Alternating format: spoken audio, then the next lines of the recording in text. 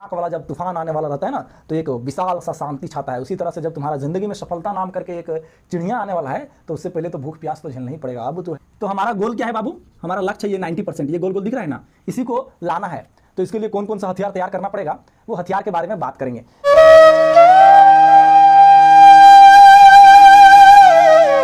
वंदे मातरम मेरे साथियों और प्यारे विद्यार्थियों।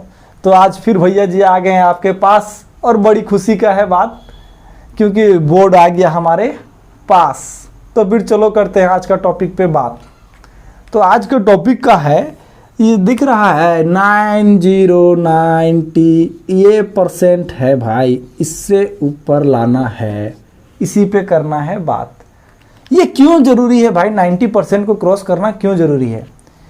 किसी का दिमाग में चल रहा होगा, का दिमाग में चल रहा हो कि भाई जैसे ही हम पास करेंगे बोर्ड, चाहे वो 12th बोर्ड हो या फिर 10th का बोर्ड हो, कोई जो बोर्ड हो, तो जैसे ही पास करेंगे कोई कहेगा नहीं मुंबई चल जाएंगे हम, वहाँ पे वो कॉलेज के बारे में सुने हैं, उसमें एडमिशन लेना है। तो बुढ़बा कहेंगे मुंबई जा रहे हैं, हम पटना जा रहे हैं तो वहाँ पर भी मस्त कॉलेज है। तो यार पटना जा रहे हैं, तुम पटने के बारे में सोच रहे हो? अरे दिल्ली थोड़ा सा देख लो, देश का राजधानी है, तो कोई दिल्ली के बारे में सोच लेगा। इसी तरह कोई बेंगलुरु के बारे में सोचेगा, कोई कहीं के बारे में सोचेगा। तो जब यहाँ पे गए तो क्या हुआ, कॉलेजों में गए एडमिशन लेने के लिए, एडमिशन फॉर्म तो भर दिए, एकदम 100-150 रुपया लगा। जब मेरिट लिस्ट टंगा ने तो फर्स्ट मेरिट में बोला कि भाई 99 से लेकर के 95% ये घटा रहा था, ये परसेंटेज का रेंज वाला बच्चा को उठा लिया पहले। उससे भी हुआ तो 95 से लेकर के 90, और हुआ दिक्कत तुम्हारे साथ ये कि यहीं पे हो गया तुम्हारा सीट फुल। फिर उदास होकर के आ गए अपना गांव जहाँ से थे। तो ऐसा ना हो, इसलिए करना पड़ेगा 90% को अचीव। तो जैसे ही दिमाग में आता है 90%, तो बच्चा लोग का दिमाग में आ जाता है कि भाई रात दिन 10 से 11 बजे तक पढ़ना पड़ेगा, 2-3 बजे तक सुबह उठ करके एकदम लो किताब खोलो रटो शुरू कर दो। तो ऐसा कुछ नहीं है भाई, एक तरीका होता है पढ़ने का यार। उस तरीका से अगर पढ़ोगे तो वो का 90% का है, उससे ऊपर हेल आएगा। तो उस तरीका से चलना पड़ेगा, थोड़ा सा मेहनत तो करना पड़ेगा, लेकिन गधा जैसा मेहनत नहीं करना पड़ेगा, क्योंकि बिना मेहनत का कुछ हासिल नहीं होता है।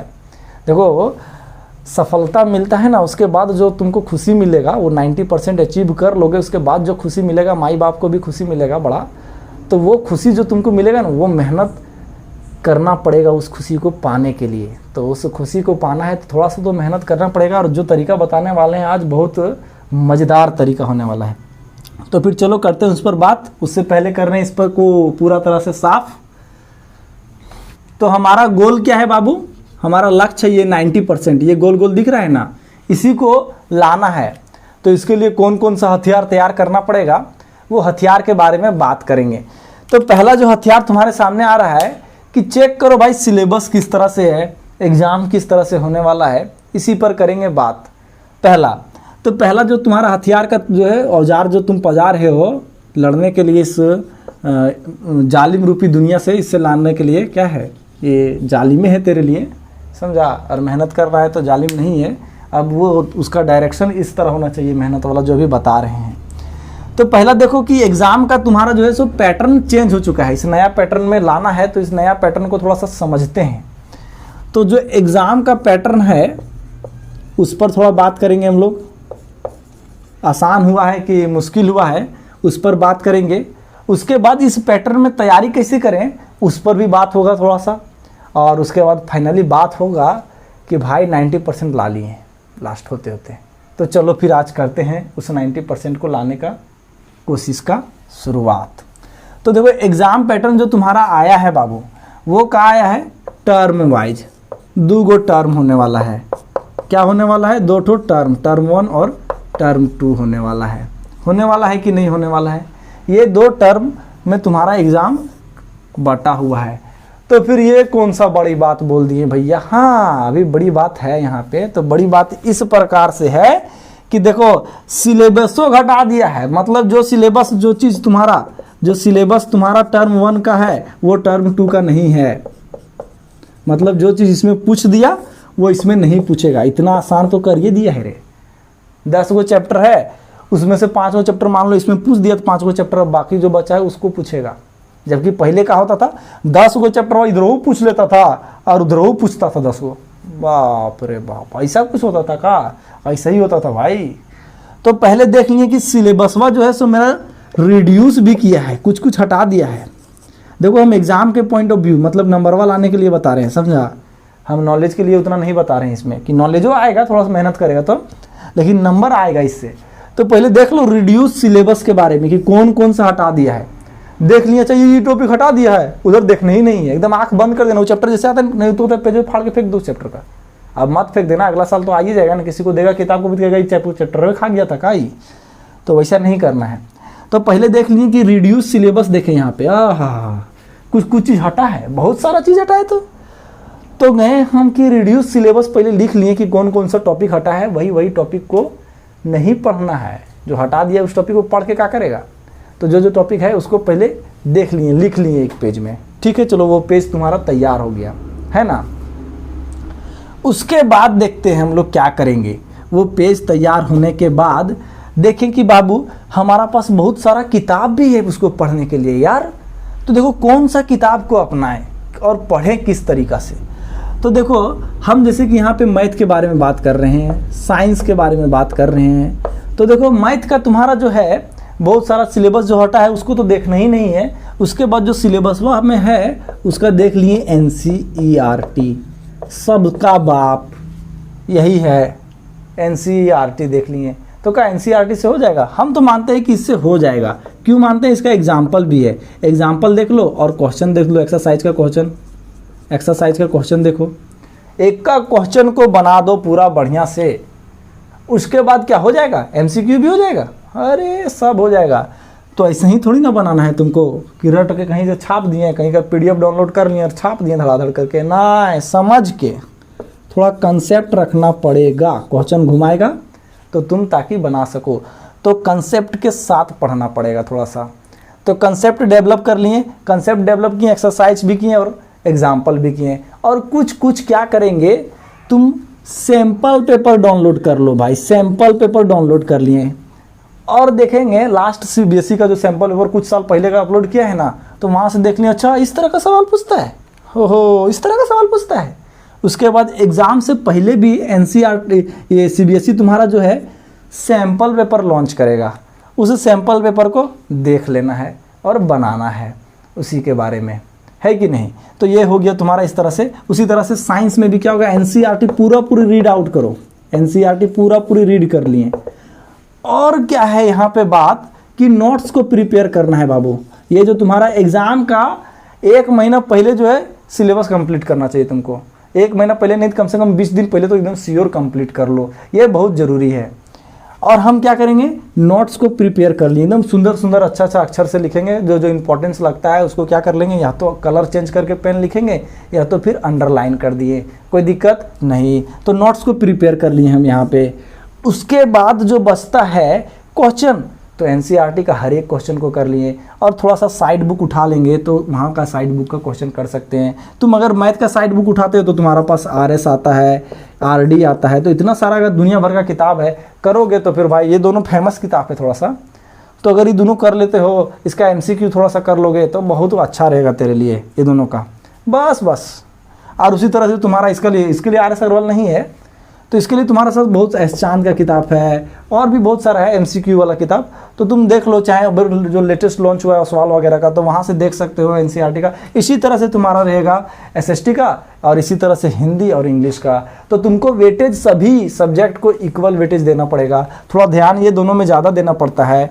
और तुम्हारा हिंदी इंग्लिश का व्याकरण वगैरह थोड़ा सा तुमको देखना ही पड़ेगा, ग्रामर वगैरह, नहीं तो फिर चटा जाओगे, नहीं ला पाओगे 90%। क्योंकि देखो तुम यही दोनों में अगर ध्यान दे देते हो तो तुम्हारा मैथ और साइंस तो ठीक हो जाएगा, लेकिन नंबरवा नहीं बढ़ेगा। नंबरवा बढ़ाना है भाई तो वेटेज सबको इक्वल देना पड़ेगा कि यहू है ज़िंदगी में, समझा।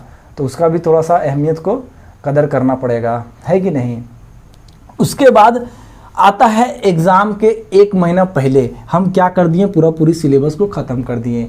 एग्ज़ाम का 1 महीना पहले सिलेबस को ख़त्म कर देना है। अब सिलेबस ख़त्म हो गया तो क्या आप बैठ करके ढिंचक डांस करें कि टिकटॉक में वीडियो बनाने लगे। टिकटॉक तो बैन हो गया, आपका इंस्टा रील बना करके पूरा क्या करने लगे, वायरल करने लगेंगे। नहीं, अभी ये तो तुम्हारा परीक्षा का घर ही आया है भाई, इम्तिहान। बोलते नहीं है कि कोई सफलता जब मुकद्दर रचने वाला हो ना, तो उससे पहले बोलते नहीं है कि जब एक खतरनाक वाला जब तूफान आने वाला रहता है ना, तो एक विशाल सा शांति छाता है। उसी तरह से जब तुम्हारा ज़िंदगी में सफलता नाम करके एक चिड़िया आने वाला है, तो उससे पहले तो भूख प्यास तो झेलना ही पड़ेगा। अब तो है तो तुम्हारा भूख प्यास वाला समय आ रहा है। तो जब तुम्हारा लास्ट 1 मंथ बचेगा तो क्या प्रिपरेशन स्ट्रेटजी होना चाहिए, उस पर हम लोग अभी करने जा रहे हैं बात है। यही तुम्हारा दिलाने वाला है रिजल्ट को। बस उससे पहले कर रहे हैं इसको हम साफ। तो अभी जो हम तरीका बताने वाले हैं, उस तरीका को फॉलो करने के लिए तुमको 2 चीज़ दिमाग में हमेशा रखना पड़ेगा। एक ये इससे ज़्यादा मोर देन 90%, एक ये, दूसरा कि माई बाबूजी जो है तोहार और हमार, मतलब कि जगह भी ला रहा है 90%। अब तो हम वोट देने नहीं जाएंगे, तो उनका जो माँ है बाबू, तुम्हारा माँ जो है, और चाहे पिताजी भाई लड्डू बांट रहे हैं गांव में कि हमार जो लइकवा है, हमार बेटा है, सो धासम एकदम क्या बोलते हैं, नंबर गर्दा उचार के लाया है। तो उस गर्दा उचार के नंबर लाना है, और ये जो चीज़ पूरा ध्यान में देना है। तो ये तुम्हारा अब जो लास्ट 1 मंथ बचता है एग्ज़ाम का, तुम्हारा वो है दिसंबर, है कि नहीं। उसी तरह से उधर बचेगा तो तुम्हारा मार्च में चल जाना है कि नहीं। तो तुमको ये दोनों काम देने वाला है। तो दिसंबर में तुम करो या तो फिर मार्च में करो, जो भी तुम लेना है। अभी टर्म 1 तो है, तो दिसंबर में होने वाला है, तो तुम पहले उससे पहले कंप्लीट कर दिया। उसके बाद एक टाइम टेबल सेट करना है। क्या करना है? टाइम टेबल को सेट करना है। टाइम टेबल सेट करना है तुमको। ये बहुत बड़ा हथियार तुम्हारे लिए बनने जा रहा है। ये टाइम टेबल सेट करोगे, किस तरह से सेट होगा तो मैं बता सकता हूँ, तुम लोगों को इसमें हेल्प करूँगा। तो कमेंट करना कि इस पर अगर वीडियो चाहते हो तुम लोग, तो कमेंट करो मेरे को, मैं फिर इस पर वीडियो बनाऊँगा। और अब इसको आने में भी टाइम भी है, समझा। तो इस टाइम टेबल तभी फॉलो होगा जब जो बच्चा पहले से मेहनत कर रहा है। तो 1 महीना में कोई मेहनत करके नहीं कुछ हो सकता। जैसे कि हम लोग का कहावत है कि भोज घड़ी कोहड़ा रोपना। तो मतलब क्या है कि कोहड़ा तो तुमको पहले ही रोपना पड़ेगा, मतलब बीजा पहले लगाना पड़ेगा, तभी फल मिलने वाला है। तो बीजा लगाना शुरुआत कर दो अभी से, मतलब मेहनत करने वाला। तो बीजा पहले लगाओगे तभी तुम्हारा फल होगा एक समय आने के बाद। अब जिस दिन तुमको फल का ज़रूरत है उस दिन बीजा लगाओगे तो कुछ नहीं होने वाला है। तो क्या करना है? टाइम टेबल फॉलो करना है, पहला बात। उसके बाद इस टाइम में तुमको क्या करना है? व्हाट्सएप को हटा दो, एकदम कम कर दो, मिनिमाइज। दोस्ती को कम कर दो, क्योंकि और ये हेलो बाबू सोना वाला भी बात को कम कर दो। मतलब ये जो तुम्हारा दिख रहा है इसको भी ख़त्म कर दो। ख़त्म मतलब कि नहीं छोड़ दो, थोड़ा सा रिड्यूस करो। टाइमिंग जो दे रहे थे उस टाइम को रिड्यूस कर देना है, टाइम को रिड्यूस कर दो। उसके बाद यही कहा है कि परीक्षा का घड़ी है तुम्हारा, इम्तिहान का घड़ी है, तुम्हारा ज़िंदगी का इम्तिहान का घड़ी है। इसलिए इम्तिहान का घड़ी बाबू, क्योंकि हम लोग जो है हम अपना रियल लाइफ का स्टोरी बता रहे हैं, हमारे साथ जो हुआ था। तो हम लोग जब बोर्ड का प्रिपेयर कर रहे थे ना, उस समय हम क्या किए थे, नवंबर दिसंबर तक होते होते लास्ट, मतलब सभी ऑलमोस्ट ख़त्म कर चुके थे अपना सिलेबस। सिर्फ एसएसटी का थोड़ा हिस्ट्री वगैरह कुछ बचा हुआ था, बाकी लगभग सारा कुछ ख़त्म हो चुका था हमारा दिसंबर में ही। लेकिन क्या हुआ था कि हम लास्ट मंथ में जो थे सो दोस्ती यारी में चल गए हैं, अपना पूरा दोस्ती यारी में। हम लोग 2-4 ग्रुप थे, तो हम लोग क्या होता था, एक दूसरे का टांग घींचा घींची वाला दोस्त में चलता है, तो तुम लोग का भी चलता होगा। तो टांग घींचा घींची वाला काम करते थे ना, हम पढ़ेंगे ना उसको पढ़ने देंगे। मतलब सोचते थे कि उसको पढ़ने ना दें, तो इस बहाने हम भी नहीं पढ़ पाते थे। तो ये क्या होता था, डिस्ट्रैक्शन दोस्ती में चलता ही रहता है कि वो पढ़ने नहीं देगा। एक आधो किस्मत वाला है जो मिल जाता है वैसा दोस्ती कि भाई पढ़ो रगड़ के। तो इस तरह का तुमको डिस्ट्रैक्शन मिलेगा, तो इस डिस्ट्रैक्शन से बचना है। सबसे बड़ा डिस्ट्रैक्शन यहाँ पे ये चीज़ आ जाता है, किसके साथ, तो गर्ल के साथ। तो वो एक कहावत भी है, हमारे सर कहा करते थे कि बताएंगे, किस बता दे अभी यही है तो ठीक है बताते हैं। ना से नाड़ी, ये नाड़ी, और ना से नारी, और ना से निवास। तो जिसका नाड़ी में नारी का निवास हुआ उसका पतन तय है, डाउनफॉल। तो फिर तुमको डाउनफॉल नहीं बनाना है, तुमको तो सिकंदर बनना है कि नहीं। अरे सिकंदर बनना है तुमको, मतलब कि जीतना है इस जंग को। तो इस जंग को जीतना है तो फिर तुमको ये सब हथियारों को अपना एकदम क्या करते हैं, तेज कर लो, और ये सब को काट दो उस हथियार से। जो इस हथियार से तुम तेज कर रहे हो, तो ये व्हाट्सअप तुम्हारा सोशल मीडिया ये सब कट आउट हो जाए कुछ समय के लिए। उसके बाद देखना रगड़ के तुम्हारा नंबर आएगा। तो ये तुम्हारा हो गया, ये दोस्ती उस्ती, ये लब उब क्या है, GF ये सब से बच करके रहना है। एग्ज़ाम के समय में थोड़ा सा यही है मोह माया एग्ज़ाम का। और तुम्हारा प्रिपरेशन में लग चुका है, तुम्हारा हथियार जो है सो नोट्स नाम का हथियार तैयार हो चुका था पहले ही, और यही नोट्स को तुमको रगड़ना है इस समय में। एक्स्ट्रा 30 मार्क खान नहीं बनना है। नोट्स बनाने समय तुम्हारा कोचिंग वोचिंग भी हेल्प करेगा, जहाँ से क्लास अटेंड कर रहे हो वो हेल्प करेगा। तो ये नोट्स को रगड़ना है, समझा। और 30 मार्क खान बनने का ज़रूरत नहीं है कि हम भाई ये करेंगे वो करेंगे सॉल्व, ये करेंगे वो क्वेश्चन एग्जाम्पलर ले रहे हैं तो ये ले रहे हैं। तो भाई एग्जाम्पलर लेते रहो, वो सीबीएसई तुमको बताएगा बाद में जब रिजल्ट आएगा उस समय। तो तुमको ये नोट्स वाला नाम का जो चीज़ है उसको प्रैक्टिस करते रहना है। जो क्वेश्चन है एनसीईआरटी का उसको रिवाइज करते रहना है, एनसीईआरटी को छोड़ना नहीं। वो तुम्हारा जो है ऐसा दोस्त है कि तुम्हारा नंबर 1 में साथ देगा वही। तो एनसीईआरटी को गलती से भी भूल करके नहीं छोड़ना। तो एनसीईआरटी नहीं छोड़ना है, नोट्स तुम्हारा पकड़ में आइए गया, हथियार तैयार हो गया, और यही हथियार के दम पे तुमको एग्ज़ाम को लड़ने जाना है। उससे पहले क्या करना है, सैंपल पेपर भाई इसको मत भूलना। एग्ज़ाम देने जा रहे हो, कॉन्फिडेंस को राइज अप करना है, तो जिस तरह का एग्ज़ाम का पैटर्न है, तो पैटर्न तो तुमको पता है, उस पैटर्न के अनुसार सैंपल पेपर बहुत सारा डिज़ाइन होगा। तुमको ऑनलाइन भी मिल जाएगा, पीडीएफ वगैरह के फॉर्म में डाउनलोड कर लो, और कोशिश करो कि 5-6 सैंपल पेपर हर एक सब्जेक्ट का कर लो एग्ज़ाम देने से पहले। और उसके बाद एग्ज़ाम में जाओ और जय श्री कृष्णा करके थोड़ा सा प्रार्थना जो होता है वो सब तो सब करबे करते हैं जो जिसको मानता है, और वहाँ पर पूरी धड़ाधड़ अपना मेहनत के दम पर लिखते जाओ, टिक करते जाओ। जिस तरह का क्वेश्चन देता है करते जाओ। टर्म 1 में तो टिक करके आना, मतलब गोल गोल घुमा करके, और टर्म 2 में फोड़ के आना लिख करके, और तुम्हारा फिर रिजल्ट आएगा। उस दिन घबराना नहीं, हरे कृष्णा करके निकल जाना बस। और मम्मी पापा बस लेकर के आना, और लड्डुआ लेकिन हमको खिलाना ज़रूर भाई, लड्डुआ भेज देना, समझा। हाँ दे देंगे तुमको तरीका भेजने का, समझा, उसके लिए टेंशन नहीं लेना। तो फिर इसी तरह मिलते हैं नेक्स्ट वीडियो में किसी टॉपिक के साथ, और इसी तरह करना है तुमको अपना बोर्ड का प्रिपरेशन का शुरुआत। ये 10th 12th के लिए है, समझा। तो फिर वंदे मातरम।